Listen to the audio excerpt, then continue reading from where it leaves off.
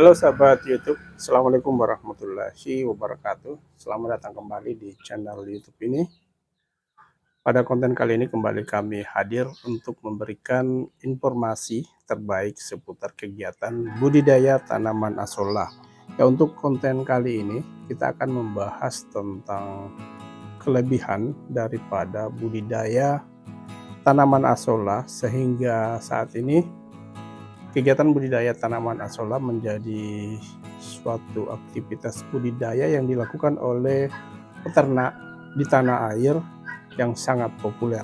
Setidaknya ada 4 kelebihan daripada budidaya tanaman asolla sehingga saat ini begitu banyak pembudidaya unggas hewan ruminansia bahkan pembudidaya ikan itu melakukan aktivitas budidaya tanaman asolla. Ya, setidaknya ada 4 poin. Poin yang pertama itu adalah bahwa budidaya tanaman asolla ini sistemnya sangat mudah, sangat gampang untuk dilakukan dan bisa kita lakukan di mana saja. Tidak butuh lahan yang luas untuk melakukan pembudidayaan tanaman asolla, sehingga otomatis tidak butuh modal yang cukup mahal untuk kita bisa memulai aktivitas budidaya tanaman asolla ini. Ya, sahabat YouTube, sebagai contoh bahwa kegiatan budidaya tanaman asolla ini bisa kita lakukan di lahan sempit sekalipun. Jadi walaupun kita tidak memiliki lahan yang cukup luas, budidaya asolla ini bisa kita lakukan di mana saja. Walaupun lahan yang kita miliki itu sangat sempit, itu bisa kita lakukan pembudidayaan, itu bisa kita lakukan proses pembudidayaan tanaman asolla. Ya, begitu pula dengan jenis-jenis media yang kita jadikan sebagai wadah untuk melakukan budidaya tanaman asolla, itu bisa kita menggunakan jenis wadah apa saja. Ya, jadi kita tinggal memilih sesuai dengan ketersediaan wadah tersebut. Ya, sebagai contoh kita bisa menggunakan kolam tanah, kolam beton ya, kolam terpal, kolam plastik, itu bisa kita jadikan sebagai media atau wadah untuk budidaya tanaman asolla. Ya, bahkan apabila kita tidak memiliki jenis-jenis kolam tersebut, kita bisa melakukan proses pembudidayaan tanaman asolla dengan menggunakan wadah seadanya. Sebagai contoh baskom maupun ember.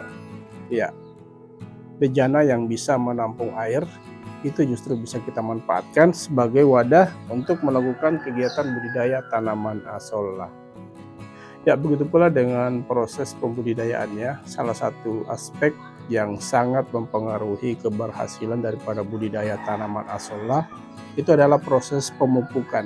Ya, proses pemupukan, di mana dalam proses pemupukan ini kita bisa memanfaatkan berbagai jenis pupuk organik yang ada di sekitar kita tanpa harus mengeluarkan biaya.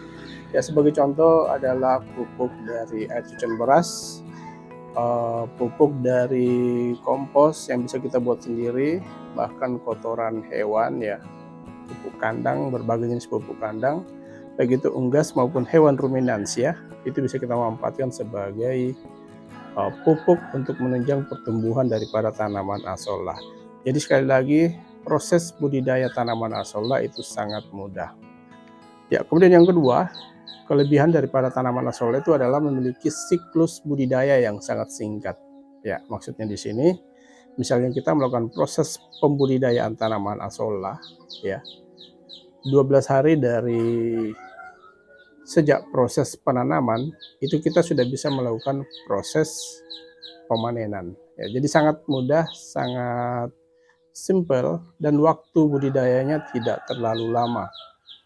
Ya, jadi dalam waktu 12 hari, 10 hingga 12 hari sejak proses penanaman pertama. Ya, sahabat YouTube, kemudian yang ketiga, kelebihan daripada budidaya tanaman asolla itu adalah bahwa tanaman asolla ini bisa tumbuh 30% per hari. Ya, dengan pemeliharaan yang optimal, ya, maka proses atau pertumbuhan daripada tanaman asolla itu bisa tumbuh 30% per hari. Jadi sangat luar biasa kelebihan daripada tanaman asolla ini. Jadi hal ini yang menyebabkan proses pemanenan daripada tanaman asolla itu bisa kita lakukan setiap hari. karena memang proses pertumbuhannya itu dengan proses pemeliharaan yang optimal ya, terutama dalam hal ini adalah pemupukan, pengadukan media budidaya, maka tanaman asolla bisa tumbuh 30% per hari.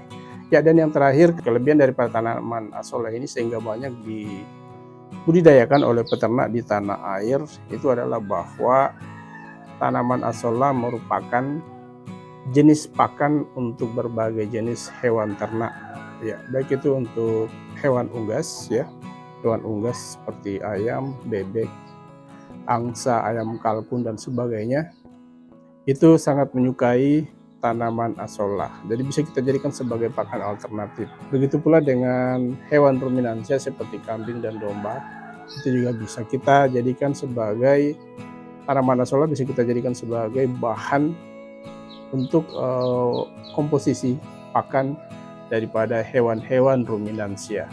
Ya, begitu pula yang terakhir itu adalah bahwa tanaman asolla ini bisa juga kita jadikan sebagai pakan alternatif untuk beberapa jenis ikan budidaya air tawar. Ya, sebagai contoh adalah ikan lele, ikan nila, ikan tawes ya, ikan bawal, ikan gurami dan sebagainya.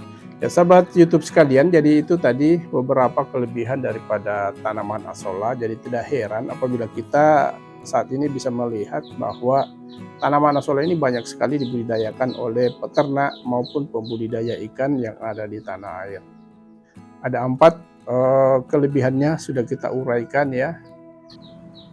Semoga penjelasan ini bisa menginspirasi kita semua ya, bagaimana kita bisa menghasilkan salah satu jenis pakan alternatif untuk ternak yang kita pelihara ya.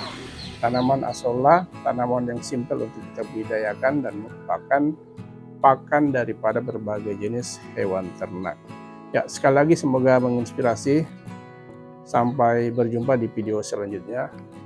Kami akhiri, wabillahi taufiq wal hidayah. Wassalamualaikum warahmatullahi wabarakatuh.